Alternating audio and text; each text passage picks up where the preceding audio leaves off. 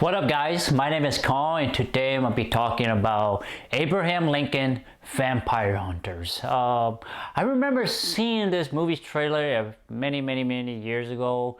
I just didn't watch it because I thought it was going to be stupid, but I gave it a chance and watched it on HBO Max because you know what? I'm a big fan of Abraham Lincoln and I'm a big fan of sort of vampire too, so I like, hey, give it a shot. So let's talk about what I did like about this movie. Is I like the build up, the character developing of Abraham Lincoln. It's really interesting. I like that. This movie itself is really I would like to say it's a one-off or a alternate universe, or a combination of the vampire and present or modern history. And I like that, and I really appreciate that this movie even came out because nowadays we always see is superhero, and I like superhero. But still, I want to see different other movies, other creative art, creative stories, and this is one of them. And I actually really like these movies. But besides, let's talk about.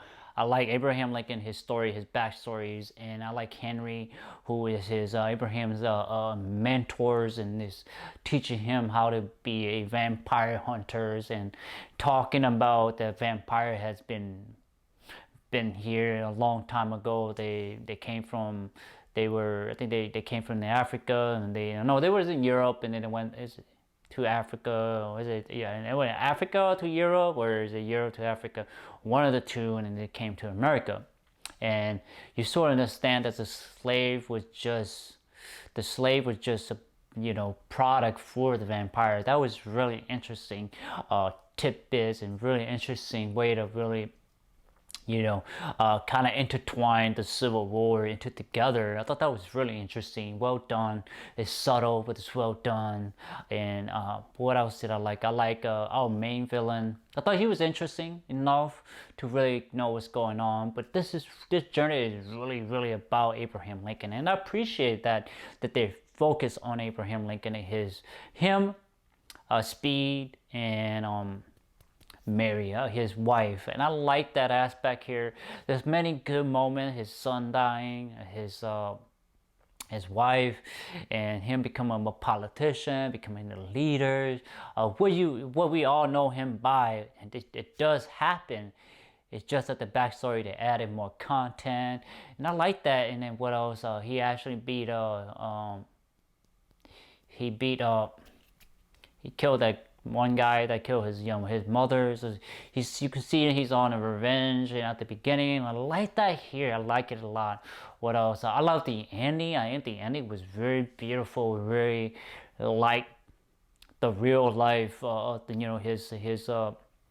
His lecture, and I wouldn't say lecture, but his speeches that he gave out. I thought it was very deep, very memorable, very almost like a legend, so to speak. And I like that a lot about this movie here. So what else? Yeah, those are the things I really like about this movie. It's different. It's just unique. It's an alternate world, almost an alternate world, alternate telling of the world, or the story of the vampire Abraham Lincoln, as a vampire hunters. So let's talk about what I don't like about this movie is that we don't get to know a lot about our main villain, who is, I guess you can say he is sort of the leader, or the leader of the vampire nation, or the vampire family, or the vampire people. And I wish we get to see a little bit more about him, more of where he came from, how he can rise to power for the vampire nation. I would like to see that just a little bit more. I wish we got to see a little bit more about Henry, his mentor.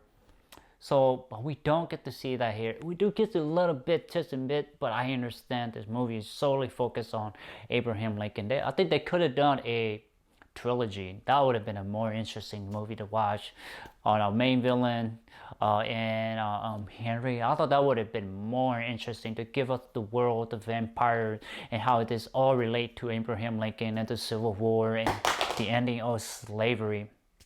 That would have been more interesting to watch or to learn. I think that somebody should do that, to create almost an Elseworld of Abraham Lincoln.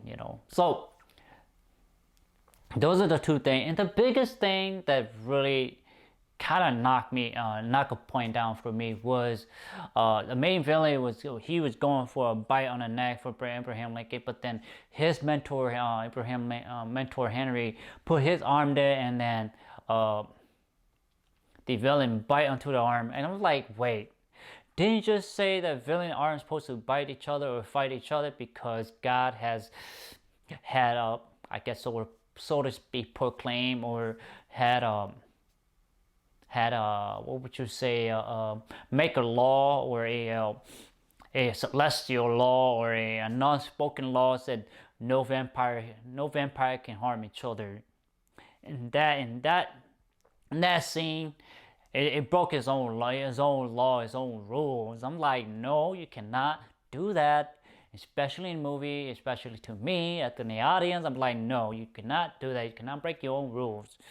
You have to stick to the rule, or the rules of law that you built in the world, in the movie, or in the series that you have built. You cannot violate that. If you do, then the movie doesn't feel relevant. It doesn't feel important anymore. It doesn't have its mystical law that is abide, or is fall upon the vampire, where they can't fight each other. They can't even bite each other. They should not be biting each other, because you literally see Henry trying to stab the main villain, and he cannot. But yet the main villain was able to bite Henry. The law should still apply to both individuals. So that was like, I was like, no, you did not just do that. That was not good. That's not okay with me.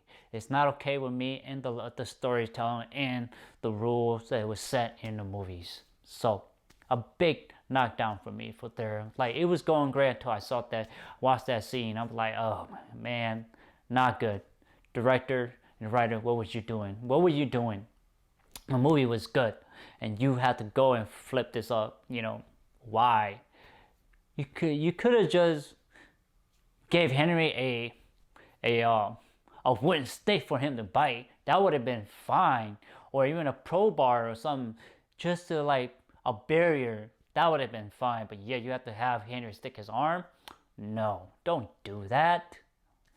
So yeah, those are the only three things I did not really like about the movies. So what was the rating, guys? I give this movie, I give it a 7 out of 10. I really enjoyed this movie. It's really tell a really different story about how Abraham Lincoln was raised, and how he was, raised, how he, become a vampire hunter, and then eventually how he had a family and he lost his son, how he married his wife, he became the president, and winning and beating out beating out all vampires. I thought that was really interesting. It feels so unique, and I wanted to give it an A, but I can't because of that one scene. So that's why I give it a 7. It's really good. I think it's a really unique movie, and I wish more writers and directors would take on this kind of job, and more studio would take up with this kind of storytelling to be more unique, more variety, not just superheroes. I mean, I like superheroes, but even superheroes kind of get stale over time. So this is a really good, interesting movie. If you like vampire, you like historical stuff, like the Civil War, slavery, President Abraham Lincoln, and vampire and battlefield, I think this is one is for you guys to watch. I think it's really good. It's the characters, the lore, is the myth of Abraham Lincoln. It's good. So 7 out of 10, guys. I say go out and watch this on HBO Max. I think you won't regret it. Other than that one scene, just blow by that one scene. I think you'll be fine. I liked a lot. The ending is so memorable, so iconic.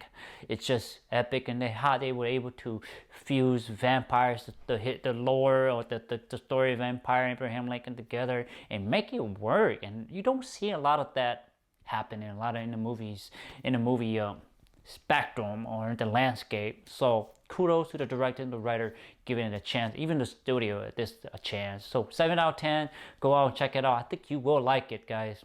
Anyway, please like, thumbs up, share, subscribe, and browse to my YouTube channel. I have a lot of content for you guys to check out. Please do so. Thank you so much and take care, guys. Bye bye.